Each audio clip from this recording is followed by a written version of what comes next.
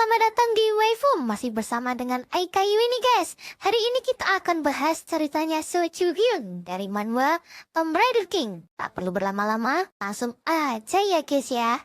Jo Hyun yang sudah melewati kabut mematikan yang mengejarnya kemudian berpikir bagaimana dia bisa mendapat keduanya. Mendapat relik yang ada di dalam jurang dan juga melanjutkan perjalanannya untuk membuka segel Crow. Jo Hyun kemudian memanggil Ramses untuk bertanya. Nah, Ramses itu mengatakan kalau jebakan kabut yang ada di jurang sana bisa diselesaikan kalau Nero awaken. Tapi itu berarti Jo Hyun tidak bisa mengawaken kunci lain karena materialnya tentu saja tidak cukup. Jo Hyun malah tidak buntu mendengar hal tersebut, tapi dia mendapatkan ide. Dia akan membuka kembali pintu Great Prison yang baru saja dia tutup. Hal itu bakal membuat tim penggali lain untuk muncul di sana. Jadi Jong Hyun akan mengambil semua relik tim penggali yang datang untuk mengawaken relik kunci miliknya. Rencana ini dianggap Jong Hyun brilian. Dia kembali membuka semua pintu dari Great Prison. Dalam sekejap, berbagai tim penggali sudah masuk ke dalam sana. Jong Hyun menaklukkan mereka dengan undead milik Anubis. Dengan cepat, Jong Hyun membuat para penggali ini menyerah dan merebut relik mereka. Tidak butuh waktu lama,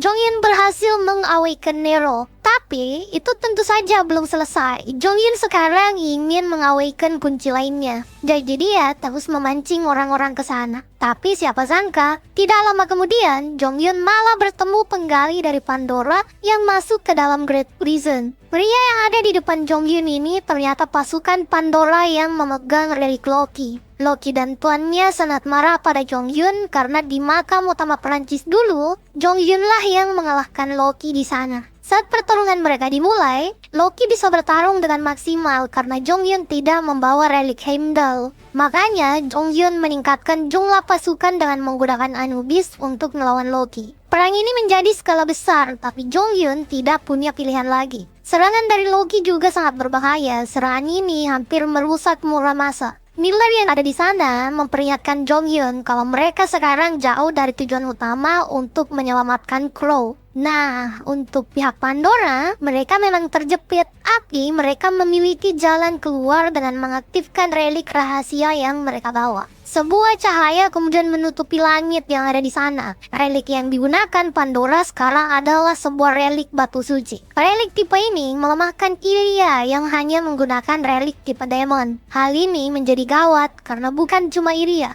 Miller juga telah dilukai oleh relik batu suci tersebut. Hal ini membuat Jong Hyun mulai terjepit, makanya dia punya solusi untuk situasi tersebut. Jong Hyun akan menggunakan Nero untuk memanipulasi jebakan yang ada di sana hingga bisa menutupi relik suci tadi yang menyerang dengan cahaya. Dengan perlahan, anggota tim Jong Hyun juga sudah lari masuk ke dalam hutan. Loki menyadari hal ini dan pasukan Pandora mulai menutup rute pelarian dari tim Jong Hyun. Nah, kemudian untuk Jong Hyun sendiri, dia menggunakan Nero untuk menghilangkan jebakan kabut mematikan dalam jurang yang sebelumnya mereka lewati. Awalnya Jong Hyun hanya butuh tempat untuk timnya bersembunyi, tapi dia malah mendapatkan sebuah pintu di bawah sana. Saat dibuka, di dalam sana ada sebuah dimensi beku. Di depan Jong Hyun sekarang, itu ada sebuah patung menyeramkan. Saat melihat patung ini, Jong Hyun sadar kalau itu adalah Chio, sebutan untuk demon dari mitologi Cina yang menjadi raja perang. Siapa sangka patung ini akan berbicara dengan Jong Hyun. Relik Chio itu mengaku kalau dia adalah helm dari Majesty sebelumnya yang dikurung oleh para pengkhianat relik. Jong Hyun kemudian menawarkan hal menarik. Dia akan membebaskan Chio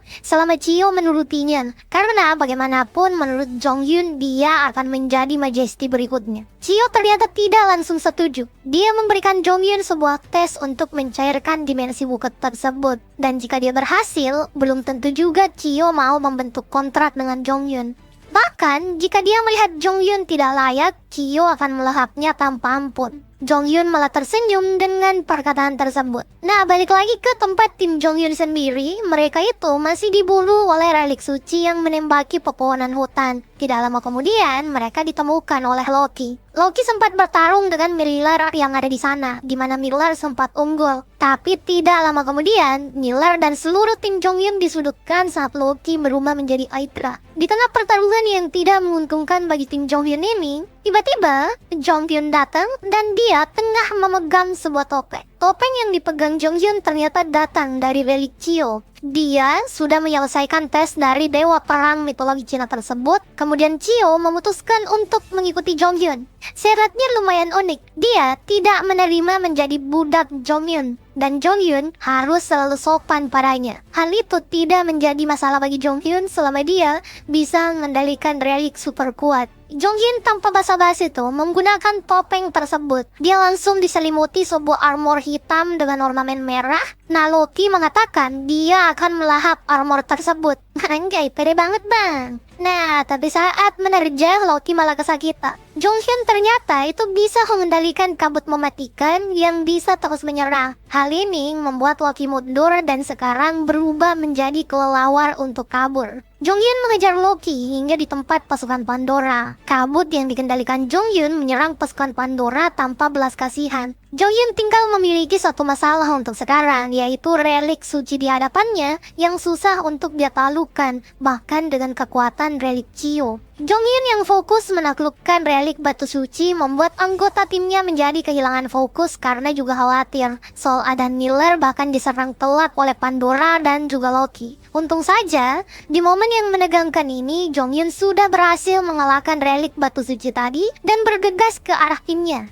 Miller berhasil membereskan keroco Pandora, tapi Loki dan tuannya itu masih belum dikalahkan. Jonghyun kemudian menghentikan Loki. Jonghyun sebenarnya masih bisa bertarung, tapi posisi ini itu tidak menguntungkan banget. Semua tim Jonghyun sudah kelelahan dan gawatnya lagi pasukan pribadi Prometheus dari Pandora sudah mendekat ke lokasi mereka. Dalam waktu singkat, Jonghyun sudah dikepung. Pihak Pandora kemudian mengatakan kalau dia akan mengampuni Jonghyun jika Jonghyun menyerahkan semua reliknya. Ya, hal ini tentu tidak akan dituruti. Jonghyun menutupi semua timnya dengan kabut, kemudian terbang menjauh. Jonghyun ternyata ingin terbang keluar. Dia akan keluar dari Great Prison, kemudian mengistirahatkan timnya sambil menyusun ulang rencana. Dalam waktu singkat, Jonghyun sudah menghebohkan dunia luar karena keluar dari Great Prison. Semua penggali yang menghadang Jonghyun di sana kemudian dilempar masuk oleh Rob agar mereka terjebak. Semua rencana itu terkesan berjalan lancar hingga Yu Jae-ha menginjak salah seorang penggali di sana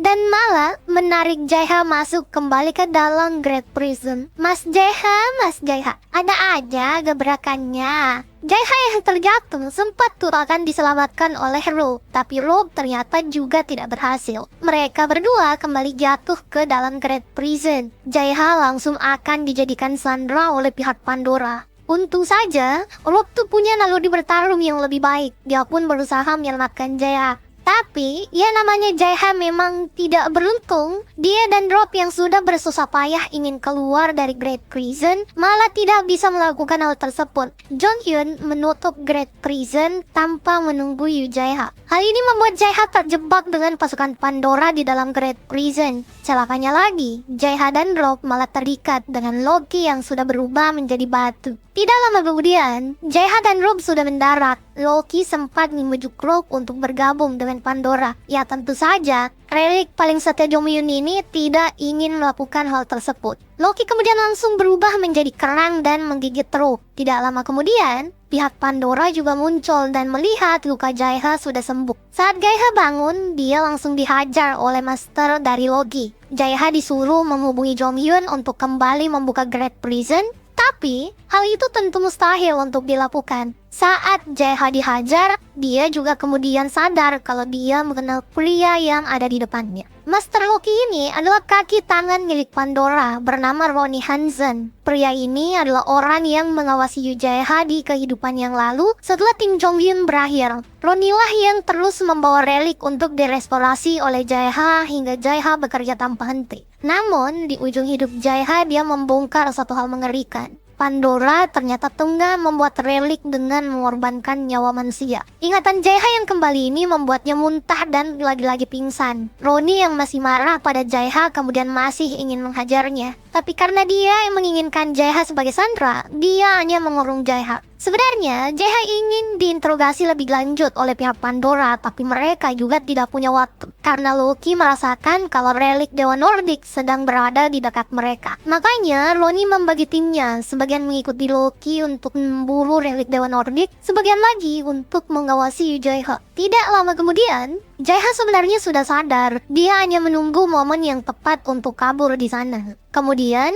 perjalanan tim Pandora untuk mencari relik Nordik ternyata berhasil. Mereka sampai di sebuah pohon raksasa dan menemukan Odin, raja dari para dewa mitologi Nordik. Roni kemudian mengajukan kerjasama dengan Odin. Dia tahu kalau mengendalikan Odin sepenuhnya tidak mungkin bisa dilakukan. Roni bahkan mengatakan kalau dia bisa menjamin Odin bebas karena Pandora memiliki pemimpin para relik, yaitu Prometheus. Mendengar nama Prometheus saja, Odin langsung marah dan mengusir Pandora. Odin mengatakan dia tidak akan pernah bekerja sama dengan Prometheus yang jelas-jelas mengurungnya dalam Great Prison. Pandora harus pulang tuh dengan tangan kosong. Di perjalanan mereka menjauh dari Odin, Loki sadar kalau dia melihat Sleipnir, kuda dari Odin. Loki pun merekomendasikan hal menarik. Dia akan membantu Roni menjinakkan relik kuda tersebut. Pindah ke tempat Jaeha, dia memiliki strategi yang mantap untuk kabur. Seperti biasa, kita bisa mengandalkan raja penipu kita. Jaeha memancing penjaganya untuk mengejar Jonghyun palsu. Kemudian setelah itu, Jaeha langsung membuat kunci ganda untuk kabur. Dengan begini, Jaeha berhasil kabur dari pihak Pandora. Dari Jaeha kita berpindah ke tempat yang tidak asing, yaitu markas Sochonghyun. Mereka semua sudah beristirahat. Soa dan Miller juga sudah mendapatkan perawatan dari Chloe. Sepertinya semua orang memang melupakan Jaeha, karena sekarang mereka malah teralihkan dengan kabar kalau adik Miller sudah membaik. Miller dan Chloe langsung berkemunina setelah kabar itu didengar oleh Miller. Tapi meski cewek pirang ini sudah siuman, dia tidak mengingat banyak hal. Dia bahkan tidak mengenal Miller sebagai kakaknya sendiri. Nina bahkan lebih mencari di mana Jaeha. Saat keluar dari ruangan itu, Miller sangat kesal, apalagi saat dia mengingat Nina memang selalu memperhatikan Jaeha saat Nina ditangkap oleh mereka. Percakapan Nina yang menyinggung Jaeha kemudian membuat semua orang sadar sudah seharian restorasi mereka itu tidak terdengar mengeluh. Padahal biasanya Jaeha lah yang paling banyak mengeluh karena pekerjaannya yang paling banyak. Jonghyun kemudian menanyakan Jaeha ke Ilya. Pria berambut perak ini tidak melihatnya, padahal mereka berdua itu keluar secara bersama. Asumsi paling realistisnya memang Jaeha telah jatuh kembali ke dalam Great Prison. Jonghyun tentu khawatir dengan nasib Jaeha, saudara. Hal pertama yang dilakukan tim Jonghyun adalah menggunakan heirloom mereka. Para relik heirloom memang terkenal bisa mendeteksi satu sama lain. Heirloom singa milik Miller mengkonfirmasi kalau Jaeha memang ada di dalam Great Prison. Mereka bergegas ke pintu Great Prison. Kemudian Jonghyun membukanya dengan perlahan, tapi ada yang aneh.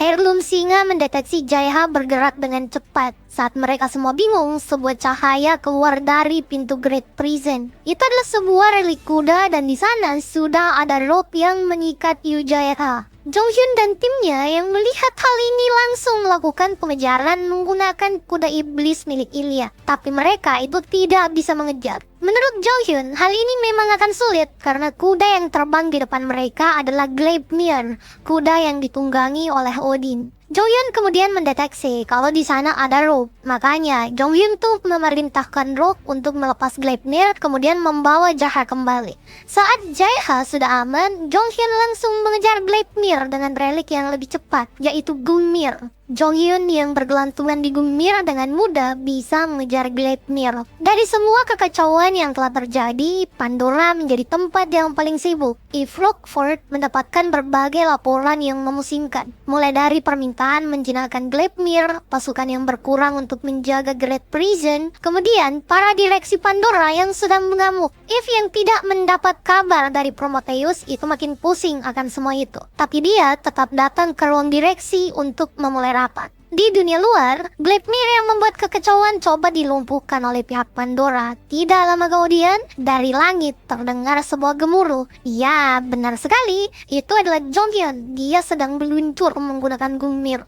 Jonghyun tersenyum karena dia punya rencana matang untuk menjinakkan kuda Odin tersebut. Apa yang direncanakan Jonghyun kali ini untuk mendapatkan Gleipnir? Lalu, kapan dia akan melanjutkan perjalanan di Great Prison untuk membebaskan Crow? Untuk tahu, mari kita tunggu di video berikutnya. Dan jangan lupa like, comment, share, dan subscribe.